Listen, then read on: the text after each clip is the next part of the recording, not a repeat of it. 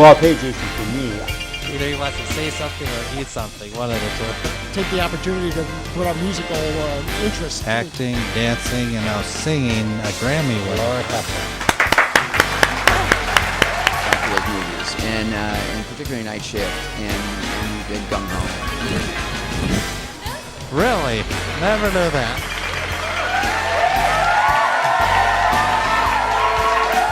Okay, here we are at Gateway Technical College at the horticulture room. Let's hear, where are we at? We are at the Pike Creek Horticulture Building. All right, and I am with your name? Courtney Greve. And Courtney, what role do you play? I'm a horticulture instructor. Yeah. Okay. Very nice facility here. Let's talk about the horticulture program. What does Gateway have to offer? Well, as a program, we have a 2-year associate degree in greenhouse operations that students can pursue. Within there, they take a kind of a set of basic classes, learning about introduction to horticulture, where you learn a lot of kind of what we consider base level skills in horticulture in the first semester, and then from there students will learn key components such as soils, learning about plant pests and beneficials, and then getting into plant identification, so things where they learn to identify herbaceous plants, woody deciduous trees, evergreens. And then students have an opportunity to focus on greenhouse and greenhouse crops. Within there, we have classes that focus on what we consider to be alternative grow systems. So a new wave of the future would be looking at using hydroponics and aquaponics as a way to grow your food indoors.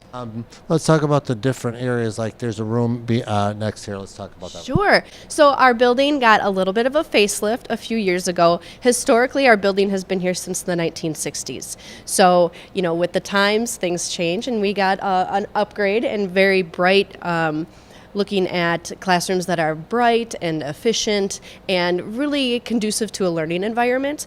So we have the opportunity to use that as a really big flexible classroom. It's also a space that's available for community members to be able to use if they need a meeting space for their group. So we've had community garden programs in here, Boy Scouts, things like that. And then there's an urban farm lab in that room. Let's talk about that. Sure. As another component of our program, besides the associate degree offering, students can look into an advanced technical certificate in urban farming, and we actually have our own operational urban farm that's a 1-acre space. Maybe for those who don't know, what is an urban farm? So an urban farm is a plot of land that would be operated, considered within city limits. And it's usually something that's alternative grow, where it's in small spaces. It's not your traditional standardized row farming by any means. It's looking at different ways of space saving, integrating crops to help kind of feed off of each other, and incorporating flowers along with your vegetables as well to maximize crop production. And then the third component is the greenhouse area, or anything else? Yeah, we have wonderful greenhouses here on campus. We actually have 3 large-scale greenhouses, and they're considered to be different growing environments. And so we have a foliage house where it's hot and humid, but it has a shade cloth. So that's what a lot of our tropical plants prefer. And then we have another area that one of our favorite people around here likes to identify as the desert. And so we grow a lot of succulents there. And then we also have space where we do a lot of general growing from seed and bedding plant production. So we keep those temperatures a little bit lower, but full sun, so we can maximize the production of those plants, but really control the timing of when they're ready to go to market. And within those greenhouses, we have kind of those alternative grow systems that we talked about, the hydroponic systems, and we're getting ready to set up an aquaponics system as well. Yeah. And then let's talk plant sales. What goes on with that? Yeah, so our plant sales are an opportunity to expose us to the public, but it also supports our horticulture club here. So we hold 3 plant sales throughout the season. The first one being on Saturday, April 13th, as a part of our Celebrate Earth Day event here on campus. And the plant sale itself runs from 9 a.m. to 2 p.m. on that Saturday. The Earth Day event, the Celebrate Earth Day event, is from 10 a.m. to 2 p.m. So really this great combination of incorporating 2 different events right here on the Gateway campus on Saturday, April 13th. Our other plant sale is going to be Saturday, May 18th. And that will be right when everybody's really itching for those, those summer annuals, the color and things like that. And that will be, again, Saturday, April 18th, May 18th from 9 to 2 p.m. And then our final one, which we hold in conjunction with Wild Ones, which is a organization that emphasizes the use of native plants in the landscape, that is going to be Saturday, June 1st. From 9 to 2 p.m. And with the big event that Celebrate Earth Day, for those who haven't been there, what goes on? It is, wow, there's so much that happens during that event. We have opportunity for workshops for young kids to learn about recycling, reusing material. They can come here and do some hands-on workshops with plants and seeding and doing things like that. We also have vendors throughout the entire technical wing, so another building that we have here on campus that features kind of local companies, companies that do have an upcycle or a reuse kind of theme to them, along with connecting some of our local nonprofits, things like that. And then we also host different events in the morning starting at 9 a.m. We have what's called the Pike Creek Cleanup. So again, I said we're in the Pike Creek Horticulture Building. So the Pike Creek runs right behind us. And that cleanup, so if anybody needs some service hours, that cleanup starts at 9 a.m. And we provide all the materials. It would be trash bags, gloves, things like that. We clean up trash. We also do what's called a garlic mustard pull. So if people are familiar with garlic mustard, it's a perfect time in early spring, easy to identify and also easy to get out of the ground. Okay, Courtney, and again, contact information again, website or phone number?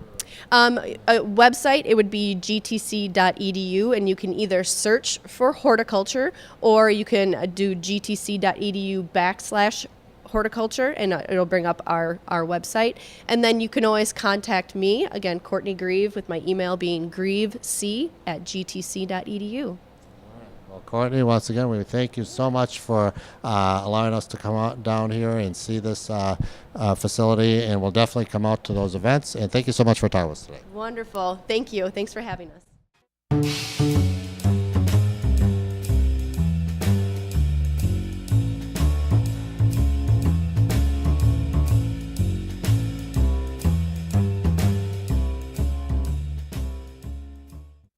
Welcome back, and in the studio we have a special guest here this evening, producer of the Outdoor Wisconsin on Milwaukee PBS, Elizabeth Cramer. Thank you for having me. Sure. Elizabeth, it is so great to have you here tonight, and you are the producer of Outdoor Wisconsin. For those who haven't seen Outdoor Wisconsin, what is it? It's a show that you might recognize from Dan Small, our host, and he and producers like myself go around the state and find unique, really original stories of people doing things outside. And they call it Outdoor Wisconsin because everything takes place outdoors in Wisconsin. So everything from hunting, fishing, sports, to events and cultural things and art.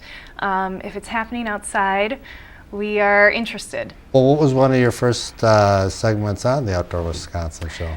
It was actually skydiving. Hey! Which sounds scary.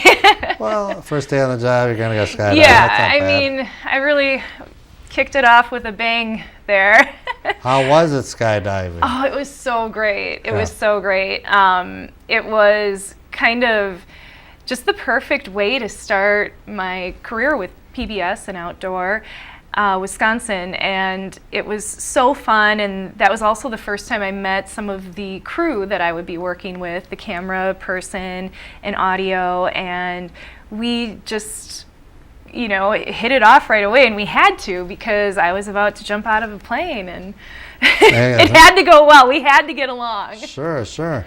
Yeah, no, the production is just absolutely excellent on the Milwaukee PBS programming. And what other Was there any fun or interesting segments that you did on Outdoor Wisconsin?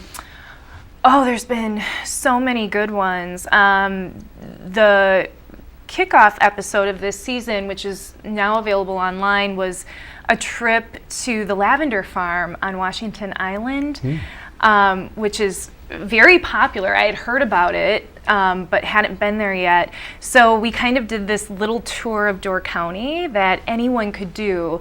And I love covering things like that, things that are really accessible, that anybody can, choose a day, hey, Saturday, let's go this, and kind of tick it off our bucket list. So we did all these little Door County things, visiting lighthouses and getting ice cream. And then we went to the lavender farm, Fragrant Isle on Washington Island, and you're just in a sea of lavender. It's so beautiful. And we got to meet the owners and spend some time there. So, yeah, just really neat things. How do you choose these segments? Do you get stories or places that you look around the state that would be interesting to cover? How do you go about doing that? Yeah, it's funny how stories come to us. So for me, via social media, people will reach out and say, hey, this is going on. Would you guys be interested?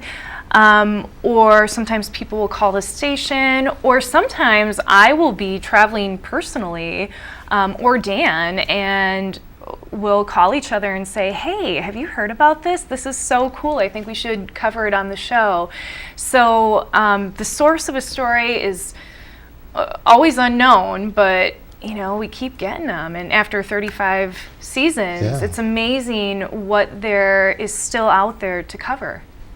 Well, let's talk about this upcoming episode that you got on, I believe it's this Thursday. What are we going to see? So this Thursday, you will see an episode that has to do with Mount Kilimanjaro, which we filmed all the way in Tanzania, Africa. And this is such a special segment for me because I had always dreamed of climbing Kilimanjaro, and then the fact that we were able to work it into the show with me starting my training here in Wisconsin and how that progressed to Africa was really cool. Wow.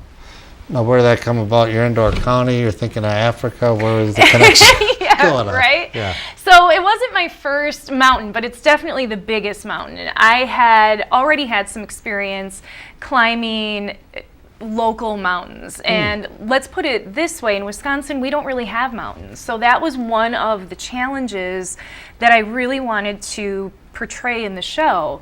We live in a place that is not mountainous. We live in the Midwest, Wisconsin.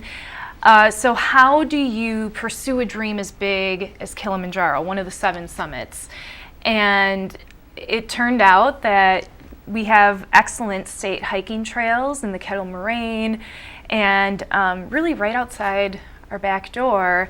And I utilized those trails, and I had also climbed, Mount Whitney, Mount Dana, Mount St. Helens. So I had small mountain experience, but Kilimanjaro was definitely, a big undertaking. How long does it take from start to finish? It was 7 days, and there are multiple trails up Kilimanjaro, so they really recommend taking a certain amount of time so that you can get used to the air and acclimatize, because it is so high. You're over 19,000 feet. The highest mountains I had climbed here were, the 14,000 feet out west. So just giving yourself enough time to acclimatize on the mountain is really important. Yeah. Why would you recommend somebody to mountain climb? I think or everyone, or not, right? That's it for me. Yeah, I think everyone has a different reason for going. And I think for me, it was a personal challenge that I really just wanted to see if this is something that was possible based on where I lived, my age, my training, all of those things. I was also very interested in Africa and Tanzania itself and the culture of this mountain. So I climbed this mountain with a tour company called Fair Travel Tanzania, and they really specialize in making sure that this mountain is climbed correctly, meaning fair wage for porters and guides, the culture of keeping it clean, which is a huge issue in places that have a lot of tourism. And this is a really heavily climbed mountain. It's one of the 7 summits, so that was definitely a concern. So for me, I wanted to experience and learn about all of those things. But do I recommend it for everyone? I think the mountain, yes. If you get a chance to go to Tanzania, the people and the wildlife and the nature is incredible.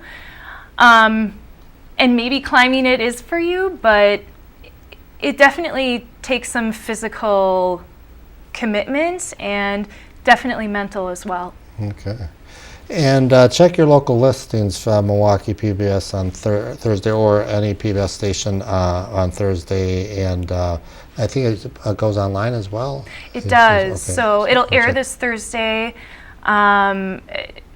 local PBS Right. listings, and then from there it'll be online. Okay, great. Any other segments, upcoming segments on Outdoor Wisconsin that you're working on? Or Yeah. After the Kilimanjaro airing in the following weeks, we have a segment on Krampusnacht, which is very interesting. That is a local event that happened in Milwaukee this past December, and I was able to attend, and what an interesting group of people. So I won't give it away, but it is an event based on the character Krampus, which has to do with Christmas and kind of this alternative to Santa Claus, let's put it that way. Okay. So that airs after Kilimanjaro, and we have a lot of good stuff coming up. Was Kilimanjaro the mountain that you wanted to climb, or is there another one after this? Oh, that's a good question. Because once it's very intense, and once my team and I came down from the mountain, we were kind of like, all right, Where's the airport? that was a lot. Yeah. But it was also, I think, the hardest, best thing I've ever done. Let's put it that way. And so then, a few days go by and you're like, oh gosh, now I kind of miss it. I miss being on the mountain. So never say never. Yeah. I think there might be another mountain up my sleeve. Yeah, We'll see. Well, back to Outdoor Wisconsin and Wisconsin in general, since you are covering many areas of Wisconsin, why should someone come and visit Wisconsin? Oh, we have so much to offer.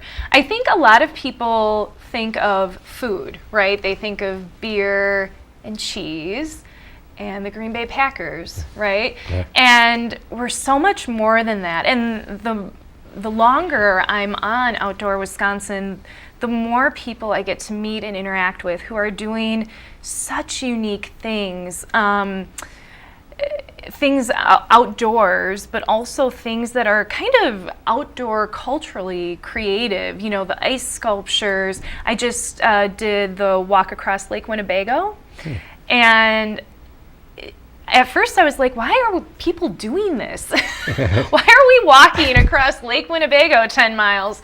But it's really the people. I mean, everyone was just laughing and having a good time and interacting, and had their dogs along, and food that they were sharing. And it really is about the culture of the community. And Wisconsin, you could do anything here and have a good time because the people are just so great. Yeah. Just have a few minutes left. Anything else you want to touch on, either the Outdoor Wisconsin or anything else? I'll leave it up. Gosh, I would just say that if I know a lot of people talk about travel being their number one thing on their bucket list. Everyone says, I wish I could travel more. And I think it's so important for people to think of travel as accessible. You know, you don't always have to take, you know, a huge cruise or an exotic vacation to a different country. I think we have a lot right here and a lot of things right in our own backyards. Our state trails, our national parks, Lake Michigan, you know, Superior. There's so much out there. So I just really encourage people to get out there and see what's possible. Mm-hmm. Elizabeth, it's so great to have you on here on the show. And again, tune into Outdoor Wisconsin on Milwaukee PBS and PBS stations. They do an excellent job out there, so tune into all their programming. Let's give a big round of applause to Elizabeth Cramer from Outdoor Wisconsin. Thank you for having me. And we'll be right back. This could be a bicycle. Or a bat. This could be a robot. Or an airplane. This could be a playground. This could be a book bag. Or a soccer ball. This could be a book. This could be beautiful. This cannot be trash. This can all be recycled. Learn more at thiscouldbe.org. Welcome back, and here we are at Ecofest in Racine, and so now we're going to go talk to some of the booths. We are at the Ecofest in Racine, and I'm with your name? Rick Fair. And Rick, what booth are we at today? We're with the Hoy Audubon Society. We're a local chapter of the National Audubon Society, and we represent both Racine and Kenosha counties. For those who want to get involved in Hoy Audubon Society, you go on bird walks, do you have lectures, what do you guys do? We have monthly meetings, first Thursday of every month, where we get a guest speaker usually. We have a lot of bird walks throughout the year and field trips, especially during the month of May. We have, that's the month when all the birds are migrating. Yeah, sure. So we have bird walks at 4 different locations at 4 different nights or days during the month of May. And where are those locations? In Racine, Cliffside Park on Tuesday mornings. Wednesday, it's Colonial Park in the evening at 5:30. Hawthorne Hollow in Kenosha on Thursday at 5:30. And Riverbend Nature Center on Friday mornings at 9 o'clock. Why should someone come to one of these bird walks? Well, we're a good, friendly group of people. We enjoy teaching people about birds. And a lot of people like birds, but they don't know what they're seeing. And this way here, we can help them identify birds. And if someone want more information, is there a website or anything? We do have a website. You can go to Hoy, HOY, Audubon.org. And what's your name? My name is Ron Stark. I'm from Hoyer Homesteads. Okay, so for those who don't know about Hoyer Homestead, what is it? We grow organic vegetables. We're CSA. CSA stands for Community Support Agriculture, and you pay a share each year. And for the share, you pick up a box each week, and you either get a half share or full share. It's a 16-week here, and we deliver at the marina. We set up like a farmer's market. You bring your box, and you fill your box up instead of getting a prepackaged box. And what's in the box that people get? In the box, there'd be, depends on what's in season for that time of year. In the early seasons, you get a lot of greens, your kales, your lettuces, radishes, early carrots. Then when we get to midsummer, you get squash, eggplants, tomatoes. We have cantaloupe, watermelon. And then later in the season, we get your fall squashes, and then a lot of beets and stuff. So, if someone want more information to get involved, is there a phone number or website? We have a website. It's Hoyer Homestead. If you go to that website, all of our information comes up, and all the markets that we sell and the prices and everything are at the market. Okay, here we are at Ecofest in Racine, and I'm with your name? I am Melissa Warner. Melissa, what booth are we at today? This is the BEAM booth. BEAM stands for Bat Education, Awareness, and Monitoring. Well, let's hear a little bit about education about the bats. Now, people don't realize there are bats in the southeast of Wisconsin, correct? There are at least 6 varieties of bats that we are located in the southeast part of the state. 3 of them are more common than the others. What are the different types of bats? The most common ones are the big brown bats, the little brown bats, and the red bats. And how do the bats play a role in the environment? The bats eat a lot of insects, which is nice when you're out in the evening and you don't want to get bitten by mosquitoes. They keep the mosquito population down, but they also eat a lot of other insects. Many of those insects are agricultural pests, and so that's some agricultural pests that farmers don't have to spray for if the bats eat more of them. Are they around all year, or how does that work? Bats are here only in the summertime. Usually they start arriving about April, and by the end of September they are gone. Some of them migrate to a warmer location and are active all winter. Others hibernate in old mines and in caves. I see also at your booth you have some sort of monitoring device. What's that? Yes, in cooperation with the Wisconsin DNR, we monitor the bat populations here in Racine. We have teams that go out hopefully 4 times during the summer. They walk with this wonderful little monitoring device that we have, half hour after sunset for an hour in a specified route, like Colonial Park or Chute Park or Riverbend or Pritchard Park or Elmwood Park. And the device hears the bat, which we can't hear. Their frequency is too high for most of us. And it translates it to a lower frequency so you hear it. And it shows a little picture, a sonogram on the screen, and then you save it. And at the end of the hour, my sweet spouse Jay will upload all that data, will take the data, and then upload it to Madison. And they use it along with the data they're getting from all the other agencies that are doing this around the state that helps them do their planning for bat protection. Well, we do have another area that you are involved in, so let's go on to the other side of the booth. All right. Okay, Melissa, we are on now the other side of the booth, and what booth are you representing here now? This is a group called Weed Out Racine. We are a 501c3. We work very closely with the City of Racine Parks, Cultural Services, Recreation on removing and managing invasive species in our city parks and other places. People don't realize that these invasive plants, they just happen like the garlic mustard too. Yes, garlic mustard, buckthorn, honeysuckle, multiflora rose, Dame's rocket, teasel, phragmites. I could keep going. So do you guys just pull the weeds out, or do you spray something on them? We do a number of different things. A lot of the woody ones get cut and stump treated so that they don't grow back. Ones like garlic mustard and Dame's rocket, we pull. We have pulling parties and get lots of people to pull them to keep the population down.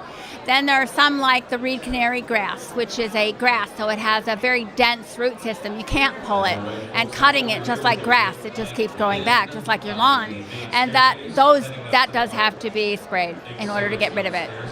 Here we have information for people, also information about the ongoing work in Colonial Park. The Colonial Park was, the ash trees were decimated by the emerald ash borer, which a lot of people have heard about. The dead ash trees were logged out about a year ago, and the city's been pulling the stumps and the slash. We're replanting trees. We're having a big replanting day for this year in October. I think it's 26th, whatever is the 4th, whatever is the Make a Difference Day. We'll be out planting probably 600 trees. And last year we did 400, and we were finished early. So this year we're going for 600 or more. Do we have a website or Facebook page here? We do have a Facebook page for Weed Out Racine. And there's an exclamation point after the Weed Out Racine, so that may help people find it. Sounds good. Great organization, helps the environment. And thank you so much for coming out to this event today.